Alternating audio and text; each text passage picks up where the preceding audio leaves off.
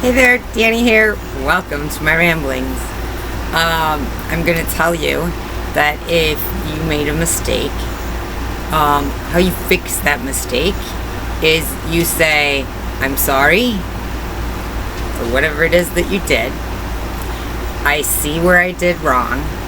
I apologize for that.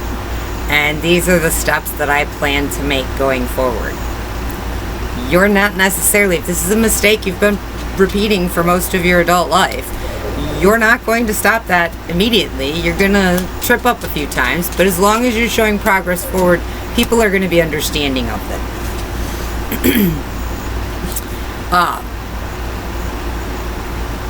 So I want to share a couple of one funny story with you. So I used to, when I was younger, the kids were little. I think they were like 4 and 5 at the time. And they were home with me. I was married to the second ex-husband. He was at work. And back then I was terrified of spiders. Terrified of spiders. Could not stand the creepy crawly things. And I went to get in the shower.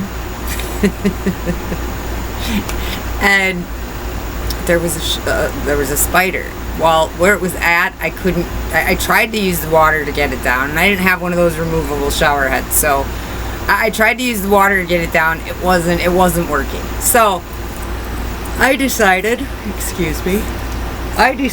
that I have a 4 and a 5-year-old. One of them can grab a piece of toilet paper and squish it and flush it down the toilet. Shouldn't be a big deal, right? Yeah, okay. So I call my boys back. They both come back. They're listening eagerly at what I'm saying. Oh, yeah, I can do that, Mom, my oldest son says. Devin goes, and I can make sure so if it gets away, I'll catch it so then it doesn't come near you, Mom. I'm like, okay, thank you, boys. My oldest son grabs a little wad of toilet paper, grabs the spider. He doesn't squish it. And he doesn't dare flush it down the toilet. The kid turns to me. Mind you, this is a 4 and a 5-year-old. The oldest turns to me and goes, is this what you're scared of, Mom? And starts chasing me. I got 2 children, 4 and 5, chasing me around the apartment. Literally, I was hopping over the back of the couch trying to get away from these kids. They are laughing hysterically at me. Hysterically. I'm threatening to beat them, and they're going to be grounded for the rest of their life, and the terror is real within me. And these kids aren't giving up. So I'm thinking, God, I'm going to have to get over hating these spiders. I'm going to have to get over this fear somehow, or these kids are going to torture me the rest of their childhood. So eventually, they started laughing. They were like, all right, we'll leave you alone, Mom. And they flushed the spider down the toilet, and it was over and done with. But that was my wake-up call to go, okay, I have sons, and they're going to test my boundaries, so I better learn to get over spiders. I'm proud to say that experience has taught me to learn to get over spiders because I didn't want that to happen again. So I learned how to take care of the spiders myself. The reason that I share this story with you is my second biggest critter fear are mice. Now, when I was pregnant with my oldest son, I was married to the first husband, the kid's dad, and my cousin Mickey was over, and we had been watching movies, and they were drinking, and I went to go in the kitchen because we had popcorn, we had something we were eating in a bowl, and I was going to take the bowl back to the kitchen. Well, the light had been off because we weren't in there. When I walked in, I flipped the light on. A little tiny mouse ran up and under the cabinet. I freaked. I literally pregnant. I had to be 7-8 months pregnant. Hopped up on the counter, screaming at the top of my lungs. My then husband and my son and my cousin come flying out. They're like, "What? What?" I'm like, "There is a mouse that's right down there." So they each grab a broom and they're trying to swat this thing. They're trying to catch this thing. It's not working. This mouse is not going to be caught. Finally, it found its way back to the hole that it was getting up into our apartment in. So, at the time, the first ex-husband went ahead and he put some steel wool in there and some of that spray foam stuff. He goes, we won't have a problem. About 3 days later, I was checking my mail, and our downstairs neighbor, who also had access to the basement, that was part of we were in the second floor, says to me when I went to check the mail, she goes, oh, we've got a mouse that's been hanging around now. We didn't have him before. I'm like, he was up in my apartment. So, mice are not my pleasure. I live in an RV. I knew when I bought this RV, I knew that there was going to come a point where I was going to have to deal with mice. Now, when I first moved in here, I still had one of my mother's cats before he passed. And I wasn't too worried about it. I had a cat. Let the mice come. What do I care? The cat will have a toy. Anyways, came and passed. I don't even think I had this thing a week. And anyways, so I'm without cats, 3 dogs, myself. I knew the mice were coming at some point.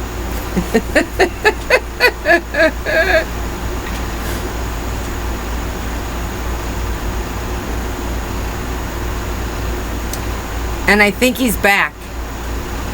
I'm sorry, I'm watching my dog. So last night I'm sitting here. I'll back it up a couple of weeks ago. Sitting out here in the living room with the 3 dogs, and all of a sudden Myron, which he's the grumpy one that in some of the videos you can hear him and I tell him it's okay, relax. He's blind, and he's past his life expectancy was 15 years. He's 16 years. He's just an old grumpy man, and he gets away with being an old grumpy man because, well, he's made it this far and he's now blind. He wasn't always blind. That happened as he got older.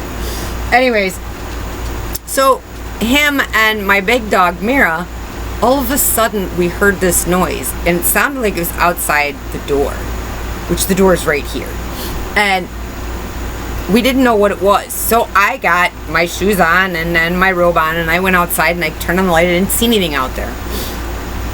And then later that night, they were both of those 2 were at the front door, like halfway down the steps, barking at the door, and I'm like, what are they barking at? I could not figure it out. So whatever, I didn't think much of it. I went outside again to look and see if I could see anything. You know, we've got stray cats around here and whatever else. Maybe it's just some other critter. Mice never crossed my mind. So last night I'm sitting here. Just got off of work. Chilling out with the dogs. Getting ready to go to bed. And there's a sensor down at the base of my kitchen counter cabinet area that when you first walk in the door, it's for propane. So if I end up with a propane leak, it's going to notify me that I have a leak. So it's a necessity to have this, okay? Great. She's sniffing it, and I'm thinking, okay, I'm out of propane. I run everything off of electric, so I'm out of propane. So I'm like, I would be smelling it too, and I'm thinking, what is she doing? So I chased her away. And the big dog likes to, I don't know why she does it, she likes to tip over her food dish, and she likes to sprawl the food all over the floor. And then she likes to like throw it up in the air and catch it and eat it. She's crazy. It's entertaining. Makes a mess, but it's entertaining. Anyways, so my big dog's got the food on the floor. I think nothing of it. We're sitting up here. Little girl, my little dog, goes back over there to that little sensor again, and I'm like, this is odd. So I'm like, okay, maybe there's a couple kernels of their food over there from when Mira dumped it. So I walk over there to look, and I don't see anything, and I'm thinking, that's odd. Well, it's late, so I'm not going to be able to see much. It's dark. There's not great amounts of lighting here. I mean, I got the ring light, but then I have to move it, and it's attached to a desk, so it's more of a pain in the butt than it would be. So I'm like, whatever, I'll check it in the morning. So we go to bed, wake up in the morning. Once it hits a certain point, in here, the RV just, no matter what, it's not going to be cool enough. It's just too hot. It's like a damn oven. So the dogs and I go in the house. There's a couple of spare bedrooms. So we go and hang out in one spare bedroom. And then when I'm at work, the dogs are in there. So if anything happens, power goes out or anything, I don't have to worry about somebody taking care of the dogs because they're in the house and there are people in there to take care of them. So the dogs spend, once it gets hot, they spend the afternoon and evening in the house. I am in there with them until I go to work, if I don't go to work early enough. Anyways, so I get up to see if I chase little girl away again, and I get up to see if there's this kernel of food over there. There's no kernel of food. Okay, I'm not sure what this is, but we'll check this in the morning because I really can't see. So we go to bed, and you can hear this odd noise, and I can't tell where it's coming from. So I start listening, and it sounds like it's coming somewhere from the cabinetry. I'm like, okay, well, it's going to have to be dealt with tomorrow. I'm not digging everything apart to find out tonight. Thank God I didn't, because I would have lost it if that thing would have come out at me. So this morning, I take the dogs inside. I come back out here. I'm like, okay, nobody's in here but me and the dogs. I'm like, I'll go ahead and pull this drawer out and see if I can see anything in there. Maybe food or something got back in there or whatever, and she could smell it. You know, dogs got good sniffers. So I pull it out and shine the light in there, and lo and behold, I have mice droppings. Son of a bitch. I have mice. Damn it. That's the noise. That's what she's been obsessed with in there. Crap, I got mice. So I'm like, okay, I gotta figure out what to do. So I texted my girlfriend, because I know she had a mouse problem. She lives on like a little tiny ranch, so she had some mice problems, especially in her garage. So I text her, so she tells me this bait to get. I'm like, okay. So I walk into the Ace Hardware, because she says you can get it on Amazon, but I didn't want to buy that much. I don't need that much. It's a small space. And so I go into Ace Hardware because they have everything that I ever need, and those guys are always so helpful, especially with anything that I have going on with the RV. My, it's okay, buddy. Anyways, so, Myron, enough. So anyways, I go into the hardware store, and I ask the elderly gentleman, I tell him that I have a 31-foot Class A RV, and I have mice. I said, I do have pets, I have dogs, so that needs to be taken into consideration. And he says, this is his first question to me, is, how humane are you? I'm like, what are you talking about? I'm like, I just want them gone. I don't care how, they just need to get gone. I'm terrified of mice. They're rodents, they carry diseases, they're... Anyways. So he hooks me up with these glue pads. First he shows me the mechanical traps. He says the problem with these is they're going to probably kill it instantly, but it's going to make noise, so it'll make the dogs bark, and you have to pull it off and discard of the mouse and then reset the trap. And I'm like, yeah, I'm not touching any rodent, alive or dead. He says, okay, so we have these glue traps. And he says, you put some bait, just put some bait in the center and then throw it in there and they'll get on there. I said, okay. I said, so how does it work? Well, the mouse gets stuck to the glue pad and they can't go anywhere. Oh. Then what do I do with it after it's stuck to the glue pad? You just throw it in the garbage. Oh. And then he looks at me and says, it might still be alive. Okay, that part, I'm not sure I'm okay with. I said, well, I'm kind of looking more towards like a bait type thing that they can eat and then go somewhere and die. He says, I get why you want to do that. I said, okay. He says, but you have to understand something. You're not living in a house. He says, if they were to eat that bait, and in a house, you could track the smell down, put a hole in the drywall, get the dead carcass out of there, he says, then patch the hole up. You live in an RV. There's no drywall. You have panels. He says, do you know what kind of work it's going to be to try to get it? He goes, and then if you start talking about all the little nooks and crannies that you have for your plumbing in your bathroom, in your shower, he goes, all of your nooks and crannies, he goes, are you really going to want to have to pull a bunch of stuff apart to try to find this?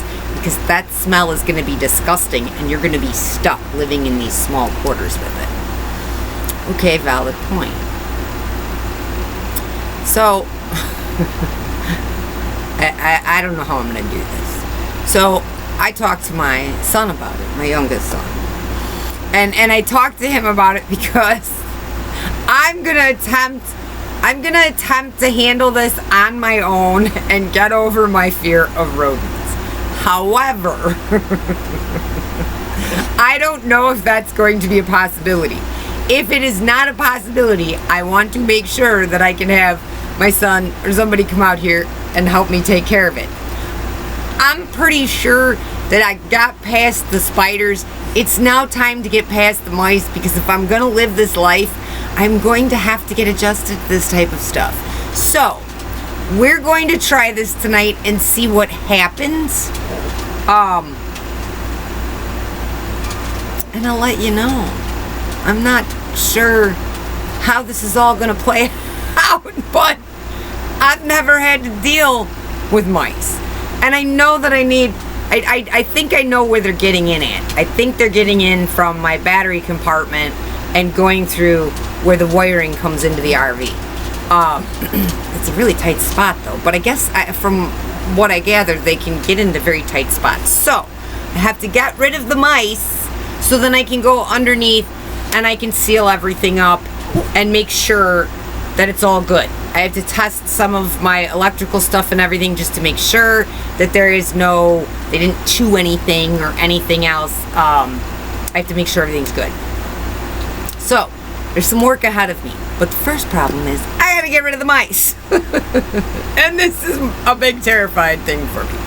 But, we're gonna see about getting rid of it.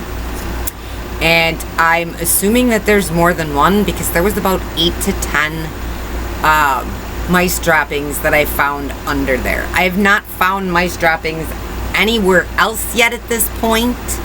But again, I do have the dogs in here.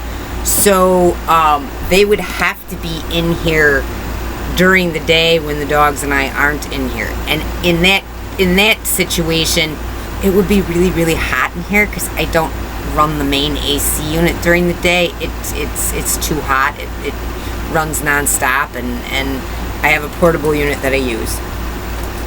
So it's still kind of warm in here. It's actually warmer in here sometimes than outside. So I'm not quite sure when they're coming. I'm not quite sure that they're in the whole RV. I think they're just underneath that cabinet there at this point. Which they can pretty much get around anywhere in that cabinet because it's right under the sink. I'll do a video and show you after I get my issue fixed. And then I will tell you how I got it fixed. And then I will seal it all up and I will show you a video of what that underneath side looks like, because it's an RV. It's different. It's a very small area though. But while we were sitting here and I paused for that moment, my little girl, my little dog, was over there sniffing that again. So I'm thinking there maybe the mouse might have come back. I don't know. But my drawers where my utensils are, like spatulas and spoons and knives and forks and my little storage containers, are all in those drawers right there. I'm terrified to open those drawers up right now because I don't want the mouse coming at me. There will be a big freak out over that. So, we'll see where this takes me and how I successfully do it. I've done some research and I have found that mint essential oil is a very good deterrent to keep them away. So, if I don't catch anything on the glue pad, tomorrow, because I didn't get out tonight to go work until later, so Tomorrow, I'm going to go and stop at the one place and see if I can find some mint essential oil. Because it says that if I put it on like a cotton ball or something and throw it underneath there and in all other areas of the RV, I should be okay. It also said that I could use little satchels of rosemary. So we're gonna smell minty and rosemary-ish here in the RV for a little while, but we're gonna try that tonight. We've got the glue out, the glue trap. It's flat. It's weird. The stuff is very, very sticky because I accidentally got some on my hands and it took me forever to get off. Oh, and I didn't want to touch. I have to carry the old dog, Myron, the grumpy one. He can't get up and down the stairs. He's too old. He can't jump like that anymore. That he's fat, but so I have to carry him. So I didn't want to have that glue on me and then get it on his fur and cause any problems. So she's being nosy again. So I'm beginning to wonder.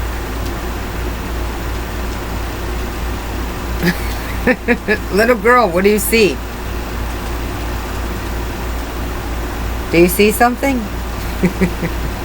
Do you smell something? Sorry. Anyways, yeah, I'm thinking we've got a mouse problem. I'm not sure what that many turds for mice means, but after my research, I'm beginning to believe that it's not just one. We have a few of them, I'm thinking. So, I haven't done enough research to truly find out, because I don't know how long they've been coming. I don't know if it's the same mice that's been coming repeatedly. I don't know what it is. But, we're going to get this taken care of. I just wanted to share that story with you and my crazy plight. I have committed to colors for painting. Because I'm changing some of the colors for my painting, the walls and the cabinets here in the RV, I now have to change. I can't use the flooring that I originally wanted to use. So the flooring videos will be coming later. But I figure that's okay, because while I'm painting, if I get it on the floor, I'm not going to care, because I'm taking the carpeting and the vinyl out anyway, so what do I care? So I will start doing the painting shortly on this. I'm going to do room by room, because I've decided it's my RV. It's just me and the dogs. There's nobody else here. I don't have to consult with the significant other.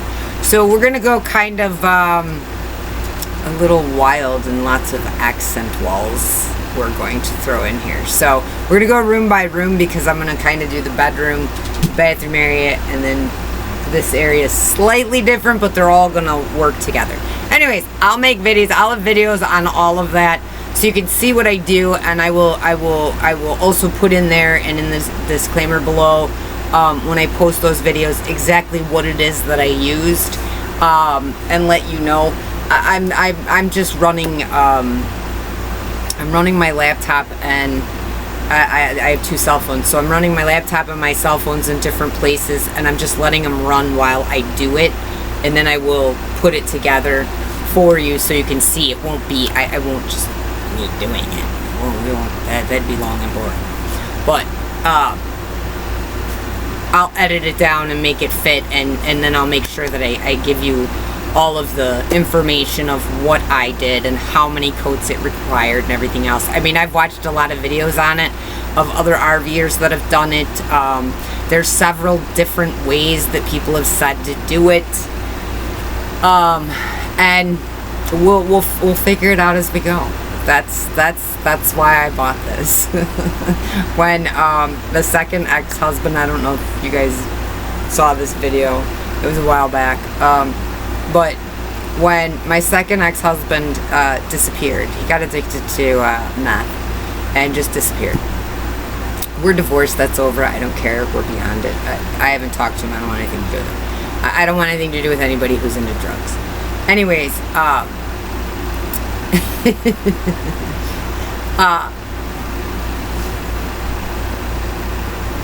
once he left, it was me and my oldest son, and we were struggling to make ends meet, to keep a roof over our head. And my youngest son was just finishing up high school. He wasn't even fully done at that point. So I had an old 1984 CJ7, and my son had an 85 Pontiac Fiero. And we bought them under the thoughts that it wouldn't be just my son and I to work on this stuff, because we thought that the ex-husband would be there to help out, but he wasn't. So I rationalized with myself that I have a college degree, I've got Google and YouTube, and I can figure out how to fix this stuff myself. I did. There were a lot of times where I would be turning those wrenches, crying, 110 degree weather, scorching hot. The Fiero was a pain in the ass to fix because the engine was in the back, and there was no space. You had to pull 10 things out just to get to one little thing. It was a pain in the ass. The Fiero, I would never ever own a Fiero again. I would never, no, it was a pain in the ass to fix. They were older though, so parts were cheap. It was pretty simple. And my CJ, tons of room in that engine compartment. Literally, I could fit inside there with the engine. So all my neighbors would see is the hood was up and my ass hanging out while the rest of me's in there doing things. So the reason I'm sharing this with you is because learning how to work on those vehicles, I had to pass emissions. There were several other things that I had to fix on both of the vehicles. When I first started out doing it, I hated it. And if book time said that it took 4 hours, it would take me 8 to 10 hours easily. So it would be double, if not triple, the time, depending on what it was. But after about a year and a half of doing this, and being successful every time, I realized one day that my self-confidence was coming back.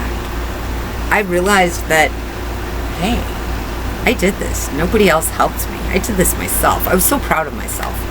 So when I started on this venture with the RV, I rationalized with myself that, well, hell, if 2 vehicles could get me, to have that much self-confidence, an RV is going to be way more self-confidence coming in.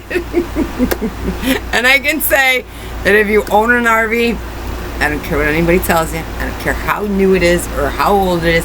I do not care what year your RV is. You are going to have issues that you are going to have to deal with. Issue number 1 that you always have, I don't care how new the thing is.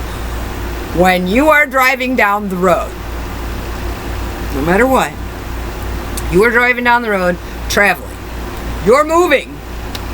When you get to locations, you literally have to screw all the screws back in. Some of them are tight, some of them stayed, but a few of them have come out a little bit, so you got to tighten them down, mainly on the ceiling with the for the vents and things like that.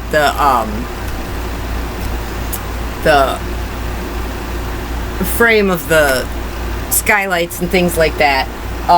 Like things like these, sometimes these come loose. Not always, but I usually, once I get to a location where I'm going to stay for a while, I usually just grab my screwdriver and run through the whole frickin' RV and make sure they're all tightened down. Most of them are. There's only a few of them that aren't. But that is something that happens regularly. Then when you start talking about other things, things break. The water heater went out on me, and I need hot water to shower when I'm staying in Oklahoma, and it was 30-40 degrees outside. I need hot water. I can go into my dad's and mom's house and go shower in there if I want. I know that. But I wanted to shower in the RV. Well, it ended up being that it needs a spark to get it to ignite, and it requires the propane. Well, the thing that's there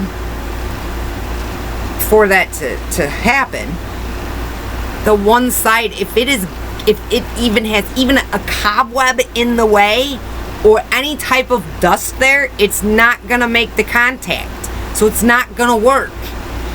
All you have to do is get a little bit of sandpaper and literally just scrape it a little bit. Good as new, brand new.